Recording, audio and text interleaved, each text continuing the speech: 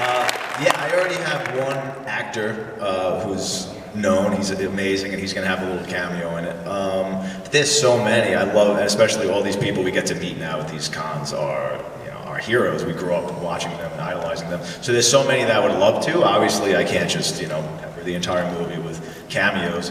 But there's some, like, I would really love to work with Bruce Campbell one day. I'm not saying he could, you know, there's a That'd be groovy. or anything, but I would love to work with him. That would be great. Yeah, so many, but I'm sure there will be a handful of familiar faces in part 3. Sweet. Yeah. I would love to see Art take on the King. Hell yeah, right? So, Damien, your movie is just breaking records all over the place. People are excited. There's cheers when they say part 3 is coming up. Let's say a producer comes up to you and says, I have $100 million with your name on it to remake any horror movie of your choice in your style. What would it be, and how would you do it? Easy. It would be a reboot of Friday the 13th. I would kill to make that. The OG? Yeah. Yeah. Come on, I don't even know who owns the rights now. I don't know if it's Nobody knows. all over the place. But yeah, because Jason was always my favorite as a kid. If I had to absolutely pick one, I loved Jason. And yeah, I think that I mean, what would I do differently? I would have it take place now. I would have it take place in the 80s, early 80s. It would be very graphic. It would be, you know, a Terrifier style slasher. And I would try to make it as the scariest sort of representation of Jason that you've ever seen. I feel like that kind of gets lost along the way, and they focus too much just on him being just this brute killer, but I think you can make it really scary as well. So yeah, I have a lot of ideas. Nice. I'd love that opportunity. Let's start a Kickstarter now. Yeah. And David, for you, if you could any character, play any character in any movie, what would it be? What would be your dream role? Well, Aside from Mark.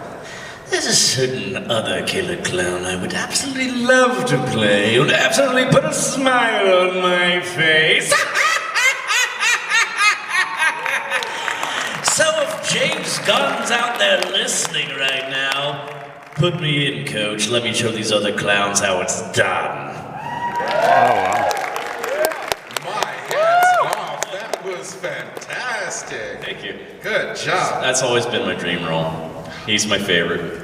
Yeah. And as a voice actor yourself, I'm sure you have the utmost respect for different voice actors. Oh, definitely, but to me, Hamill's the best. It's like, to me, hearing Joker without a Hamilism to him now is like hearing Bugs Bunny without the Brooklyn accent. It's just like, it needs some Hamill in there. Because I always thought, like, Mark truly understands the character, because that's my thing, my big beef with a lot of the live action versions I've seen of him. They're always trying to make him creepy. And I'm like, no, Joker's not trying to be creepy. Joker's a showman. He loves the theatricality of it all. The creepiness is too obvious. It's his theatricality and what he does. That's what makes him creepy. Yes. And that's what I really want to bring to him. I want to make him scary too, but funny at the same time. Yeah, because the Joker's always more P.T. Barnum than John Wayne Gacy. Yes. 100%. 100%. So no, 100%. if Mark Hamill doesn't want to do the Joker voice anymore due to the passing of Kevin Conroy, rest in peace, you know. But my vote's for you now to pick up the mantle, because that was great. Because his is the voice that I hear when I read the books. I've always wanted to do the live action version of what Mark Hamill did. Because he understands the essence of that character. He understands the playfulness and the dark, sadistic nature of the character. He's so good at balancing both. And that's what I think that would just be a fun challenge. Absolutely. So our set is just about done. We're going to be throwing it to the audience here very, very shortly. But last question. We know that Terrifier 3 is being written right now. What else you got in the pipeline, both of you? I have another original horror idea of mine that is in development with Ghost House Pictures, which is Sam Raimi's production company. Yeah! So I'm super excited for that. I wish I could give you details, but what can I say about it? I mean, it's a slasher. It's a supernatural slasher set in the 70s. Yes. New York. That's all I can say about it. But yeah, I mean, they're excited about it. We've been working on it for months, so hopefully it's something that actually goes into production. But that's been a really amazing experience. You know, I got to be on a Zoom meeting with Sam Raimi, and that was insane. Oh, I bet that's a dream come true. Yeah, yeah. Oh my goodness. I tried to keep it together, but I shut the Zoom meeting down. I was like, dude, I just gotta tell you how much you mean to me and how much I fucking love Evil Dead 2. And I just started going off on Evil Dead and how many homages are actually in Terrifier 2, paying to Evil Dead 2 in Terrifier 2, because I love it so much. And he's the coolest, sweetest guy imaginable, so he loved hearing that. But it was cool. That's awesome. I started filming a new movie in a few weeks out in California called The Dead Place, and I actually finally have lines. So it's a supernatural thriller, I guess you could say, in a lot of ways, and it's going to be a lot of fun. I just play a total creepazoid in that movie. It's not a huge part, but it's still fun character role I can really sink my teeth into, and I'm going to enjoy filming this one. Also have another film that even Damien worked on. He did the practical effects for, called Stream, that should be coming out later on this year, that we did with a lot of the Terrifier 2 team, and we have an amazing cast for this thing too. A lot of just names from the horror industry in it, like Phyllis in it, Dave Sheridan, Daniel Roebuck, Dee Wallace, Danielle Harris, Jeffrey Combs, Tony Todd. Even more people I'm not allowed to name yet. All-star cast. Yeah, so I mean, just being on set for that was just like, huh? It's like my childhood. I'm like, this is amazing. I would sometimes like, I know I'm not in the scene, but can I just come and sit there and just watch? Because it's like, especially seeing Jeffrey Combs go to work, it's just like, this is amazing. He's such a great character actor. I was just learning so much, because that's how I learn. I didn't go to classes or anything like that. I learned from just watching my betters, because I like to learn and adapt and just try to make it on my own. So before we go, I have one question that I ask all my interviewers. What is your horror crime alley? What movie got you into horror thinking, that's the genre for me? Man, that's a good question. I think, well, what was the first one I actually saw in the theaters, actually was like, oh, this is fun, because I was a little bit late to the game, because my mom was a big chicken when it came to horror movies. She thought The Fall of the House of Usher was the scariest movie she ever saw in her life. So we never watched horror movies, and it was my senior year in high school. I was doing a production of Christmas Carol, and my cast wanted to go out to go see Scream 2. And there was a girl in the cast I had a crush on, and she's like, are you gonna come? I'm like, okay, I can't chicken out in front of this girl, I gotta go. I was like, okay, fine. So I went and saw Scream 2, and I'm like, oh my gosh, this is so much fun.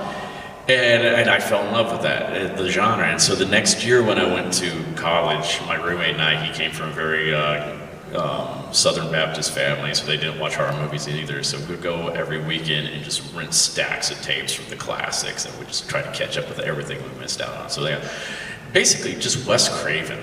Just the Nightmare on Elm Street movies and the Scream movies, I just love. I think they're just so much fun. They're scary and fun at the same time. Well, like I said, I grew up on horror movies, and I lived in this mom and pop video store from the time I was 4 or 5. It was called Pick a Flick, and some of my greatest memories ever was just being in that store and just looking at all the VHS covers. And you didn't know what these movies were. You basically rented them based on the artwork. Whatever movie had the cooler artwork, that was the one you were taking home. So the original Texas Chainsaw Massacre, really, the artwork on that really, stood out to me. It spoke to me, and I begged my mother to let me rent it, and she let me rent it, and that really just blew my mind. Yeah, but again, I was, even before that, before going to that video store, I was, taping movies off of television. So I had Halloween, Nightmare on Elm Street, Friday the 13th, 3 and 4. These were, and I've just watched them over and over. But they were censored because they were taped off of television. So it was like, that was like the segue. That was the way I was able to watch them, and it wasn't so bad because it was off of TV and they were cut. But then eventually, my mother saw that I wasn't turning into a serial killer based on those. She would let me rent the the uncut versions at the video store. But when I really, my lightning bolt or my light bulb moment was when watching Friday the 13th Part 6 on VHS, the coming attraction before the movie started, they showed this, it was for this documentary called Screen Greats, which is an hour-long documentary on Tom Savini, special makeup effects artist. And I was already into art. I was, sketching and making comic books. And when I saw the man who created Jason and worked on Creepshow and, the George Romero zombie movies, I said, oh my God, like somebody makes the monsters. This is incredible. And it's artwork, it's three-dimensional artwork. Like this is fascinating. And then that Pick-a-Flick actually had screen grades, so I rented it, and that was like a game changer. I knew I wanted to do that. And when I got a little older, I actually, met Tom Savini at a horror convention in Jersey, bought a starter makeup kit, and started experimenting and putting cuts on my friends and sending them home to their parents and freaking their parents out. So, I mean, every single parent, we did the same trick. I made this little gash on their cheek with liquid latex, and it was so real and so simple, and I freaked all their parents out. And I just got the biggest rush ever. I was like, I need to do this for the rest of my life. So it was makeup effects, and then filming, making little home movies with my friends, and packing them out with gore, and then just falling in love with filmmaking as a whole. So that was the journey. That's how it started. That's fantastic. From Art the Clown to beginnings, like, Mrs. Leone, do you know what your son did to my Timmy? What now? So this is the part where we're going to throw it out to the audience. If anybody has any questions for these two fantastic new horror icons, please step on up and ask away.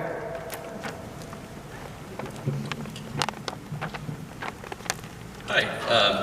I just wanted to quickly say I'm a big fan of your guys' work, and I thought you've brought some real tactility back to like the movie theater screens with horror and stuff like that.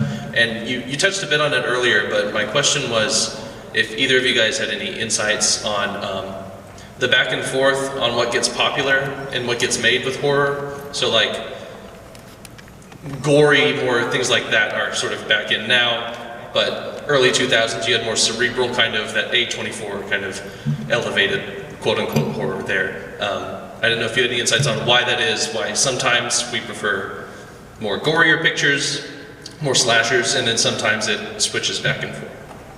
Yeah, well, I think horror is always, it's one of the genres that is always consistent, since the beginning of film, honestly. But it's the type of horror that's always cyclical, the subgenre. So, like you said, now it looks like we're having this huge resurgence of the slasher genre that's been gone for a while, and apparently there's a hunger or a thirst for really gory movies right now. So again, it could just be because people get, simply tired of seeing, ghosts, haunted house, and demonic possession, things like that. It just gets really stale, and then you need to go back to something new. Or it could be a reflection of the times. There's a lot of people, they study it, and they say when reality is really bad, that's when we want the more hardcore movies, believe it or not. We need like more of a catharsis, a fictional release. So I don't know, I've never really studied it that deeply or analyzed it. I mean, I've been trying to make Terrifier since like 2006, so regardless of where the genre is, I mean, those are just the movies that I want to make, so. But I'm just happy that the stars aligned for us to be where we are now, and for Terrifier 2 to hit when it did, where there is this heavy resurgence of slashers right now. So. I agree. Thank you guys. Thanks, buddy. I think through horror fans, there'll always be an appetite for guts and gore. There'll always be that love for the subgenres. Yeah. Hello, I'm Zoe. Hello. For my question, I want to talk about the blood and visual effects. So, how well did the blood and props cooperate while making the film?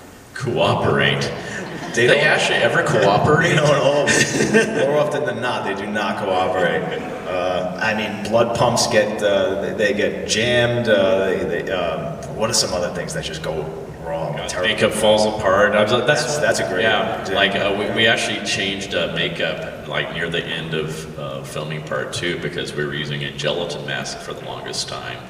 And any moisture that gets on the mask would make it disintegrate. So my mouth was always falling apart. You might even water-based, so it's soluble. And if he's drooling because of his teeth, or his nose is running because we're filming in 10-degree weather, it just all starts falling apart. So he has to smile and be so expressive that there's just so much tension around the mouth area. So I always have to take him off set. We have to go back to our camper or whatever, and I have to always touch him up and glue him down and patch him up. So that's frustrating. That's why you would see some pictures of me with Q-tips up in my nose. I was trying to keep my nose from running into cold temperatures. Yeah. But yeah, they don't. Things go wrong all the time with practical effects. That's one of the main reasons why studios use visual effects so often, because one of the popular phrases is "fix it in post." It's because you don't have to waste all that time. They say time is money on set. The clock's always ticking. So when you could just do it later and just put your cartoon blood in there, I mean, it's like they don't care. But it looks so much better when you use the real stuff, obviously. So we take the time, no matter how long it takes. I mean, like the alley kill, right? The bedroom scene in part 2. That was going to be the scene. When everybody read the script to part 1, immediately when they got to the last page, they would look at me and say, "Oh my God, that hacksaw scene! How are you really going to do that? Are we going to see that? You're going to, And now, so for part 2, we knew we had to raise the bar or do something close, right? At least try and rival it. And we weren't really prepared. There were a lot of things that went wrong by the time we started shooting that scene. I didn't have a lot of the effects prepared. And we spent 2 days shooting it, and I remember just being kind of depressed and saying, nobody's gonna say this is anywhere near the hacksaw scene. I said, we're gonna have to come back and get some pickups or do something. And then we got hit with the pandemic, and we went into lockdown. So now I had all this time to just reconfigure that scene. I called up Dave, I called up my producing partner Phil. I said, we're gonna reshoot this entire scene. We have all this time. I'm gonna build these new effects, and we'll go back and we'll shoot it properly, and we'll, deliver the scene that we need to deliver. And then we went back and shot for an additional 5 days, just the entire kill scene. And we still used a couple of things we got from those first 2 days. So altogether, that was a week just for that 2 minutes of murder that you see. I mean, and you're talking like 15-hour days, sometimes 18 hours just to film a scalping and maybe 2 other little things. It takes forever, but it's worth it when it works. You really just got to put in the time. That is the commitment to gore right there. Yeah, sure. Thank you. You're welcome. Thank you. All for the love of the blood. That's right. it. There he is. Hey, Big Papa.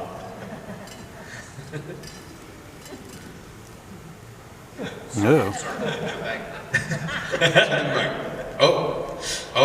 you go. What do we have here? There you go. Thank you. I better not play with this. One icon to another. Oh, wow. That's cool. Thanks, Mikey. Thank you. Oh boy, I do want to play with them. Well, wait till we leave. Yeah. Wait till we leave. I know I know Planet Comicon has such sites to sew us, but not right now. Hey, my quick question is, after Genius was talking about his experience with Terrifier 2 and just all of the laughter and everything, how important is comedy in what you do in your brand of horror?